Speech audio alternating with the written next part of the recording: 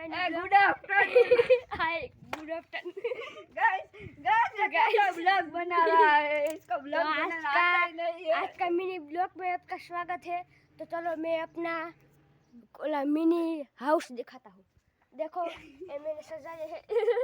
हम दोनों ने सजाया है और ये देखो ये आयत को फुलपिन गई।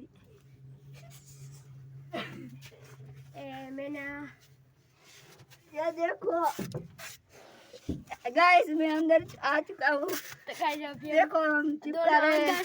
अंदर ये टूट गए, देखा बोला देखो गाइस ये तो टूट गए हैं। अभी हमारा 15 लाख का डेकोरेशन किया था, ये टूट गया।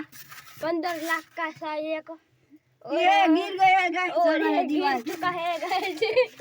पूरा टूट चुका है। तो गाइस अभी हम पूरा टूट चुका है पूरा। तो पहले से टूटा ही था। मैंने पहले टेप पट्टी लगाई थी। अभी भी मैंने टेप पट्टी लगाई है। देखो टूट तो गया गाइस अभी पूरा। आप देख सकते हैं पूरा का पूरा टूट चुका है। तो गाइस किसी ने दिल बनाया है तो आ जाना हमारे पास। और वीडियो अच्छा लगे तो लाइक करो, शेयर करो, सब्सक्राइब करो।